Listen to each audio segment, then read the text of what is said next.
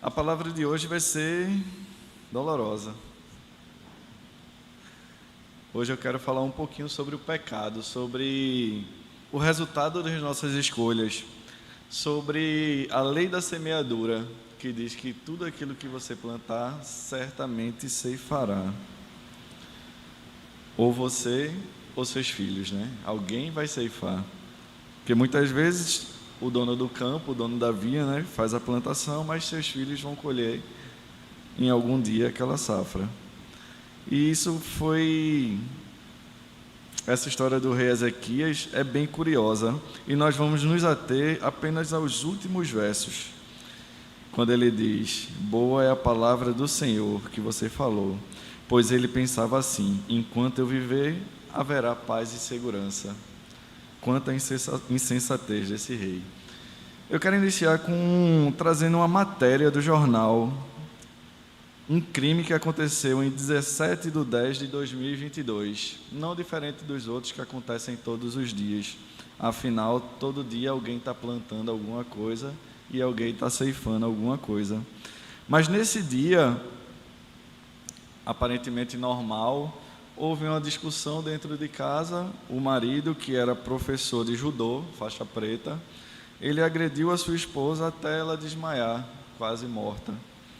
Após ele ver a besteira que ele tinha feito, ele morava no 13º andar de um prédio, ele pegou uma faca, cortou a redinha de segurança, colocou o filho no colo, enquanto o filho gritava: pai, não faça isso, pai.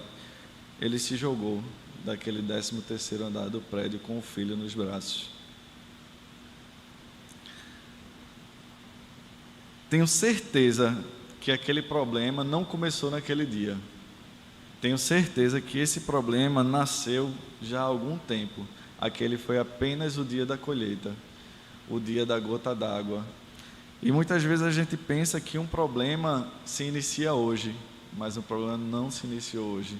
Muitas vezes ele vem sendo gerado, vem sendo criado há muitos anos, há muitos meses, há muitos dias. Mas claro, nada começa de hoje e tem o resultado já hoje. Essa foi uma história para trazer a nossa atenção para as coisas que nós vimos fazendo. O que é que nós estamos fazendo com as nossas vidas? Quais são as escolhas que nós estamos tomando? Quais as decisões que nós estamos tomando no nosso dia a dia? O que é que nós estamos fazendo para não chegar a esse ponto? Não chegar ao ponto de ter uma má colheita, mas sim uma boa colheita. Jesus, lá no livro de Mateus, no capítulo 7, do 24 ao 27, ele nos conta uma historinha sobre o homem sábio, ou o homem prudente e o homem imprudente. Ele fala de uma edificação, de duas casas. Uma casa levantada sobre a rocha e uma casa edificada sobre a areia. Ele fala que o homem insensato é aquele que constrói a sua casa sobre a areia. Ele está falando de pessoas que não têm o cuidado durante o dia a dia quando eles estão construindo algo. Eles não se preocupam como está a edificação do seu lar, não se preocupa com o que eles estão fazendo dentro de casa. E por outro lado, Jesus fala do homem sensato que constrói a sua casa sobre a rocha, que vento vai bater, chuva vai cair e aquela casa vai prevalecer. Em que solo nós estamos construindo o nosso lar? O rei Ezequias aparentemente estava construindo um reino que era muito próspero. Ele tinha muito ouro, a palavra faz, ele tinha muitas joias, ele tinha muitos exércitos, ele tinha muita prosperidade. Mas em um certo momento, por um descuido na vida dele, ele plantou algo que ele não desejaria colher. E ainda se alegrou porque a colheita não seria dele, mas sim dos filhos dele. Esse é um homem insensato. Mas vocês podem pensar: tá, mas o rei Ezequias, será que ele realmente era uma pessoa desprovida de sabedoria? Se nós voltarmos 2 capítulos antes, nós vamos ver que ele era um rei muito sábio, era um rei temente a Deus, inclusive. Nós vamos ver no capítulo 19, falando sobre o livramento que ele teve, porque os assírios estavam para invadir a terra dele, e quando ele viu que não conseguiria vencer aquele povo, que era mais de 189 mil homens, ele foi a Deus, orou e disse: Senhor, me livra desse povo. Ele falou: agora, pois, Senhor, nosso Deus, livra-nos das mãos, para que todos do reino da terra saibam que Tu és o Senhor. E através dessa oração, Deus deu livramento a ele. Deus tirou aquele povo, Deus criou uma situação para que aquele povo voltasse e não atacasse lá as terras dele. Logo, nós podemos ver que ele era um homem de oração, era um homem que cria no poder da oração. Se nós voltarmos aqui para o capítulo 20, que é logo após essa história, que fala da invasão, nós vamos ver também que ele é acometido de uma doença que estaria para morrer. E quando ele fica sabendo, através da palavra do profeta Isaías, ele ora novamente ao Senhor, dizendo: Senhor, eu tenho sido um servo fiel, Senhor, eu tenho lido a Tua palavra, eu tenho seguido todos os Teus mandamentos, me tira dessa, Senhor, me livra novamente como Tu fizesse lá daquele povo. E Deus novamente ouve a oração dele e diz: tá, realmente, tu tens sido um servo bom e fiel, eu vou te dar mais 15 anos. Vejam só como ele era próspero e quanto ele era crente. Ele não era uma pessoa descrente, ele não era uma pessoa qualquer, ele era uma pessoa que Deus se agradava da oração dele. Aí eu me questiono: será que essas coisas ruins só acontecem com quem é ruim? Ou essas coisas ruins só acontecem também com pessoas dentro da igreja, com pessoas crentes?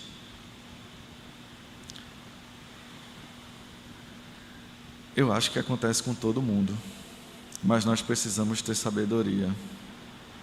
Mas nós acabamos de ver duas características muito marcantes desse rei, do rei Ezequias. Ele era uma pessoa que cria no poder da oração e ele era também uma pessoa temente a Deus. Então eu posso concluir que ele realmente era um crente de verdade.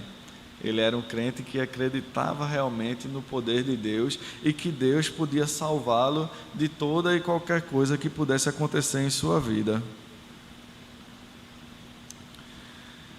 E se a gente olhar para a história do pai que se jogou lá com o filho nos braços, será que ele era cristão?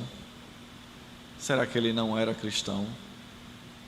Geralmente, quando a pessoa não é cristão, na matéria diz que foi alguma coisa de ritual, não sei. O sensacionalismo sempre vai mostrar que ele fez por alguma coisa ou por falta de Cristo.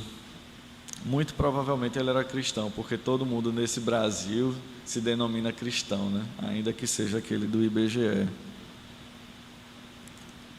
Mas a verdade é que o rei Ezequias, ele era um cristão não, ele acreditava em Deus, né? Que ainda não existia Cristo, né? Ou melhor, Cristo já existia naquele tempo, mas não tinha encarnado ainda. Mas lá no versículo 20, ou melhor, em 2 Reis 20:13 fala: Ezequias se agradou dos mensageiros e lhe mostrou toda a casa e seu tesouro. Aí eu pergunto: o que é que nós estamos colocando dentro dos nossos lares? Quem nós estamos deixando entrar dentro das nossas casas? Quem nós estamos dando legalidade e estamos mostrando toda a nossa intimidade? Qualquer pessoa que chega na sua casa, você mostra tudo que tem, assim como o rei Ezequias? Eu acho que não, né? Eu acho que tem que ser alguém bem íntimo, talvez alguém da família. Mas muitas vezes a gente fica olhando só para pessoas e fica esquecendo das coisas. Tantas coisas nós temos deixado entrar dentro dos nossos lares sem nem perceber. Por exemplo, o pecado, e é nisso que eu quero focar. O pecado vem entrando dentro dos nossos lares dia após dia e nós nem ao menos estamos percebendo. A internet é uma porta para tudo isso, mas não só ela. Nós somos uma porta para tudo isso. O alcoolismo vem entrando dentro dos nossos lares, os vícios vêm entrando dentro dos nossos lares, os jogos vêm entrando dentro dos nossos lares, as palavras que saem de dentro de nossas bocas nem sempre saem para agradar o nome do Senhor. Tantas vezes e tantas coisas têm entrado dentro do nosso lar e nem ao menos nós percebemos. E quando nós olhamos para a história do rei Ezequias em paralelo com a história daquele pai que se jogou, eu posso até prever que essa briga não iniciou de um dia para o outro. Com certeza aquela mulher já estava descontente com algumas coisas que aquele marido estava fazendo. Será que não era o álcool? Será que não era o jogo? Será que não eram as amizades? Eu lembro de um tempo que eu fazia trilha de moto e trabalhava a semana inteira, mas todo sábado e domingo eu ia para a trilha. E cadê o tempo da minha esposa? Cadê o tempo de qualidade dentro de casa? E quando fazia trilha, normal era, depois da trilha, tomar uma cervejinha. Isso era normal e é permitido.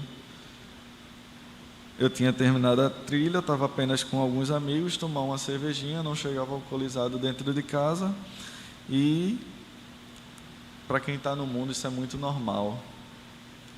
Mas será que não foi essa sementinha que ele jogou dentro do solo da casa dele que o fez mais na frente arrumar um problema muito maior?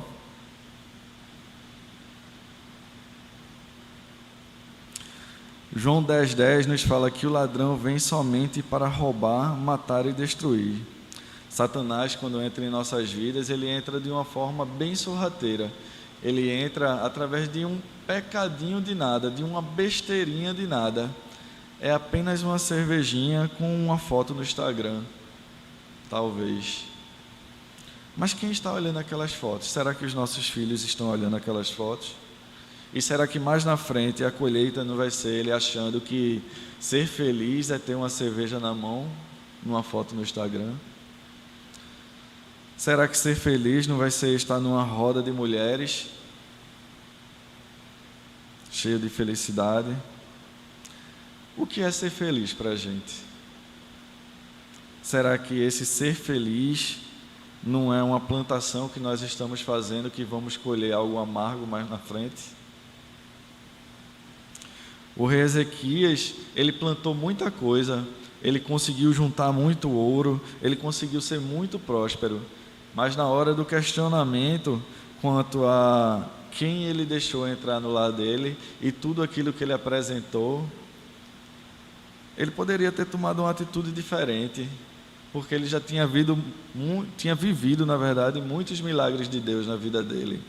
Quando aquelas pessoas chegaram na casa dele, ele bem poderia ter falado, assim como o rei Salomão.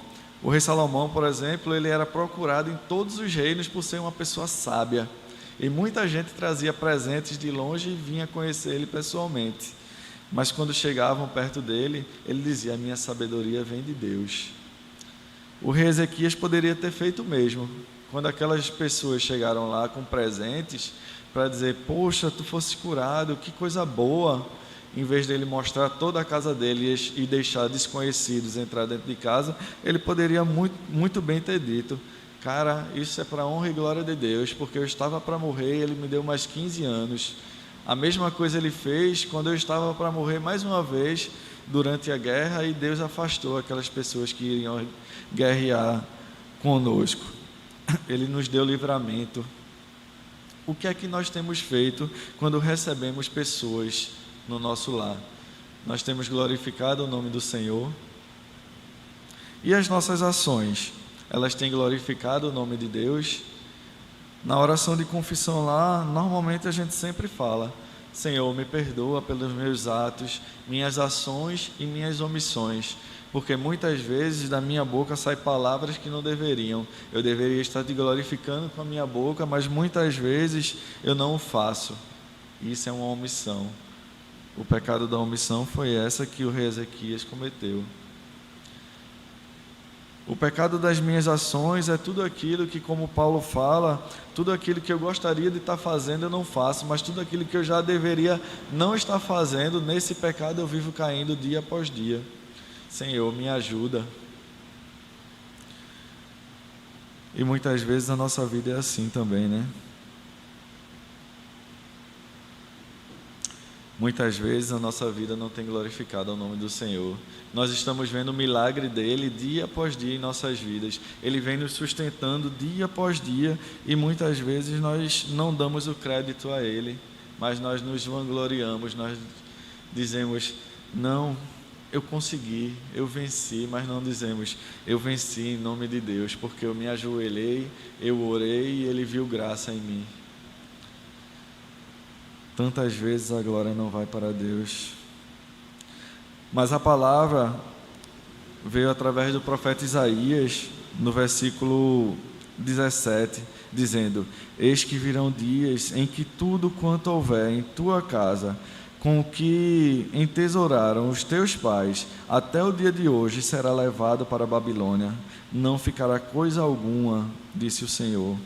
Dos teus próprios filhos que tu gerastes, tomarão e farão de eunucos lá na Babilônia. Isso aconteceu. Não sei se infelizmente ou felizmente essa promessa se cumpriu. E todas as promessas de Deus, elas se cumprem. Isso aconteceu, e se vocês lembram de Daniel e seus amigos, eles foram as pessoas, eles foram os filhos. Aqueles 3 que entraram na fornalha de fogo ardente, foram esses que foram feitos eunucos e foram presos lá na Babilônia.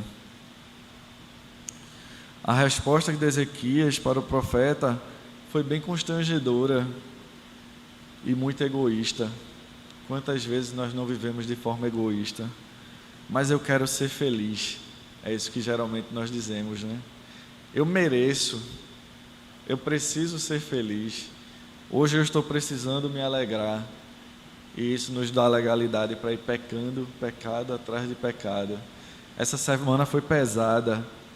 Preciso espairecer. E em vez de a gente estar em casa com a nossa esposa, ou então sair para um programa com nossa esposa, um sushizinho, fazer um parque, um restaurante, uma pizza, com o nosso filho, com a nossa esposa, estamos nós na porta de um bar com os amigos, sendo felizes nessa vida. Estamos semeando. Tudo é semear. Nós podemos estar semeando grãos bons ou grãos ruins, mas tudo é uma semeadura, e tudo aquilo que a gente semear, certamente nós vamos colher. Não tem como eu semear laranja e colher limão, assim como eu não vou plantar chuchu e colher batata. Se eu plantei uma fruta, eu vou colher aquela fruta. Se foi manga, eu vou colher manga. O que é que a gente está semeando para a nossa vida? O rei Ezequias, no momento de pura insanidade, ele disse: essa tua notícia foi muito boa, Isaías, porque eu terei paz enquanto eu viver. E o que vier depois, aí é entre eles e Deus. Esse pai fez a mesma coisa. Quando ele se jogou de lá, não imagino a dor dele, não imagino o desespero, não imagino o que é que ele estava passando naquele momento, mas eu imagino as marcas que ele deixou. Imagino as marcas psicológicas que ele deixou em toda a família. Eu imagino as marcas que ele deixou naquela esposa que perdeu o filho numa tragédia dessa, que vai ficar marcado para sempre. Eu coloquei no Google hoje, apareceu em todos os jornais essa matéria. Não sei se eu digo graças a Deus que o filho foi junto, porque imagina como ficaria a cabeça do filho mais na frente, saber que o pai bateu na mãe e depois se suicidou. Nós precisamos tomar muito conta do que nós estamos fazendo nessa vida. Nós precisamos nos encher da palavra de Deus. Nós precisamos começar a viver a vida de Deus, para ter certeza de que estamos semeando coisas boas. Eu lembro que no começo da minha conversão, que é um processo grande, um processo longo, ele demora e ele dói. Eu lembro que a melhor coisa foi saber que a partir daquele momento eu comecei a semear coisas boas e nada mais poderia vir de trás. Essa sensação é muito boa, porque quando você está andando errado na vida, você fica com medo a qualquer momento da bomba estourar. E as bombas estouram a todo momento. Se eu ando traindo a minha mulher, uma hora essa bomba vai explodir. Se eu ando com conversinhas no WhatsApp, uma hora essa bomba vai explodir. Se eu ando fazendo o que não deve, tudo um dia vai vir. E vem de verdade.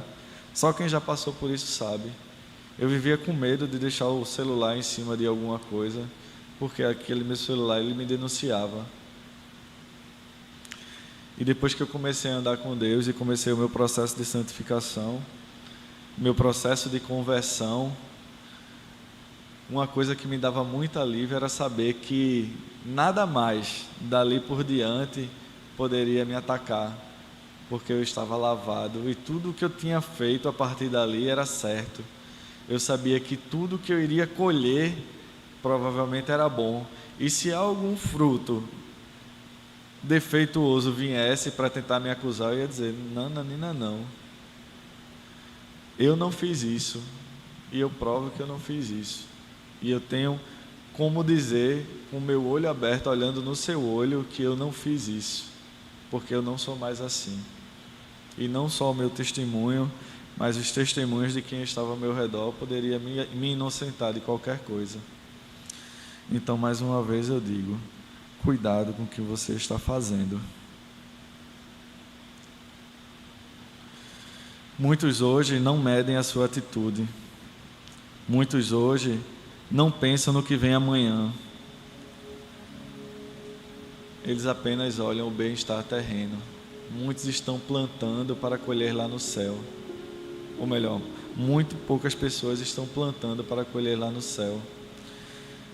A palavra de Deus nos diz: para que juntar ouro e prata aqui nessa terra? Ouro e prata que enferruja, o homem rouba. Nós precisamos plantar coisas duradouras. Nós precisamos semear coisas que iremos colher lá no céu.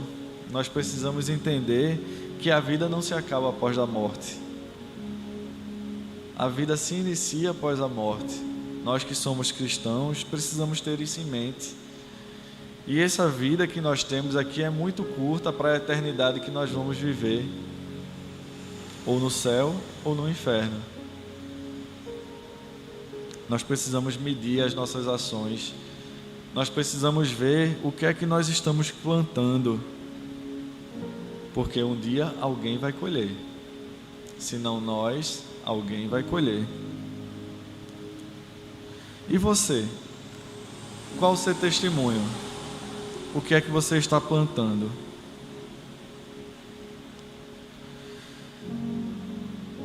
Tem como você lembrar como você era antes de Cristo? E como você é agora?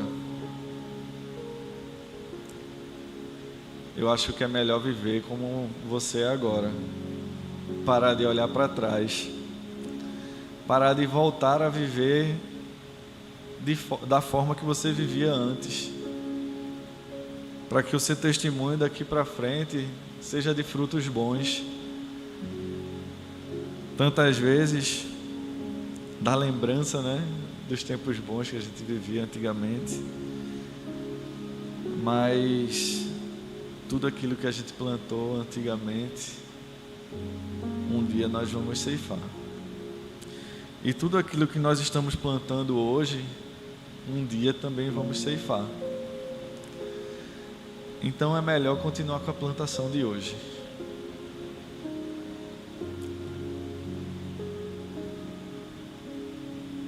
Eu dou graças a Deus todos os dias, porque Ele me resgatou de um lugar que eu estava, em que certamente eu ceifaria a morte, que certamente não existiria vida depois daquele momento. Mas assim como o rei Ezequias, eu fiz bem parecido e ao mesmo tempo diferente. Eu fiz bem parecido com os versículos 19 e 20, quando ele orou. E eu disse: Senhor, me ajuda, Senhor. Só Tu podes me livrar, Senhor, das garras da morte. E quando eu falo das garras da morte, foi da morte mesmo. Porque foi um momento em que eu tive que me encontrar com uma pessoa que realmente queria me matar. E foi armado para isso. E nesse momento eu disse: Senhor, vai comigo. E entrei no carro dessa pessoa e disse: você pode fazer comigo o que você quiser. Você pode me bater e pode me matar se você quiser. Mas eu estou aqui para me entregar a você, assim como eu me entreguei a Cristo um dia. E desde então eu não quero mais mentir para ninguém. E nesse dia esse rapaz olhou para mim e disse: eu também conheci a Cristo um dia. E esse cursilho que você disse que fez, eu também já fiz um dia. E eu acredito em você. Vai na paz.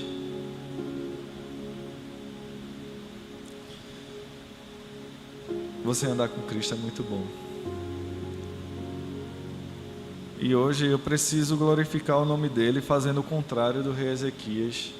Eu preciso, aonde eu chegar, falar que a glória não é minha, mas a glória é dele.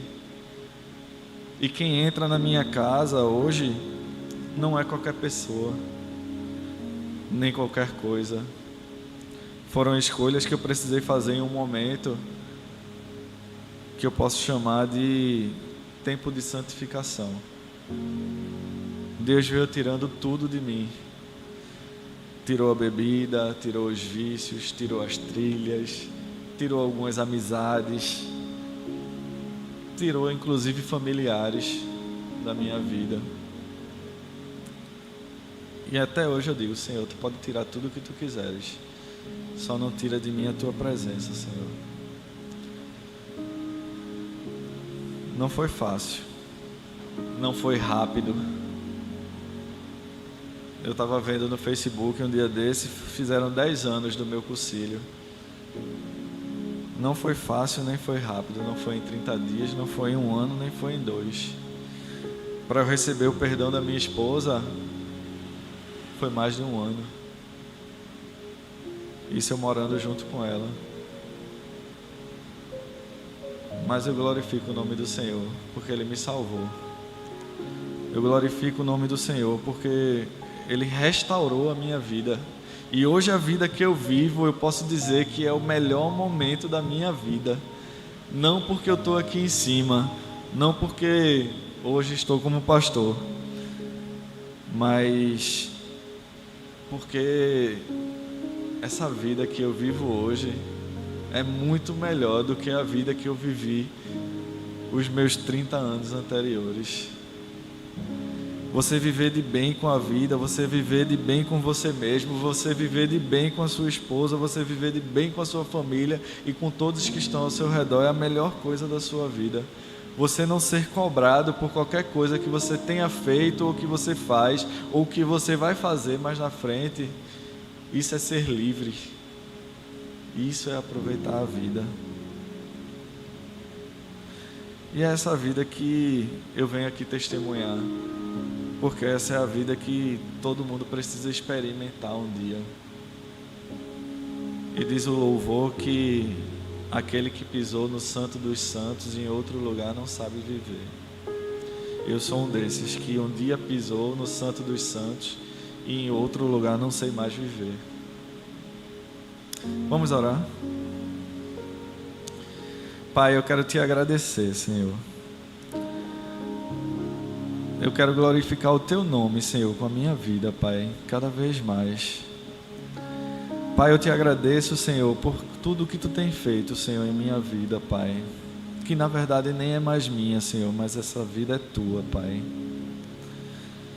Pai, eu Te dou liberdade, Senhor, para tomar essa vida para Ti, Senhor, e fazer dela qualquer coisa que Tu quiseres, Senhor. Te peço ajuda, Senhor, todos os dias, porque eu não sei guiar os meus próprios passos, Senhor. Então Te peço que estejas guiando os meus passos, Senhor. Te peço que segure na minha mão, Senhor, e seja o meu guia, Pai. Te peço que esteja abençoando, Senhor, essa igreja, Senhor, todos os membros, Senhor, todos esses que aqui estão e todos aqueles que não puderam vir, Pai. Te peço, Senhor, que faça com que cada um possa experimentar, Senhor, esse sabor, Pai, que é viver, Senhor, nos Teus pés. Que todos possam experimentar, Senhor, o quão bom é viver, Senhor, no centro do Teu querer, Pai. O quão bom é, Senhor, falar de Ti, Senhor. O quão bom é Te abraçar, Senhor. O quão bom é estar na Tua presença, Pai. O quão bom, Pai, é ser confundido contigo, Senhor. Te agradeço, Senhor, por tudo que tem feito, Senhor. Em nome de Jesus. Amém.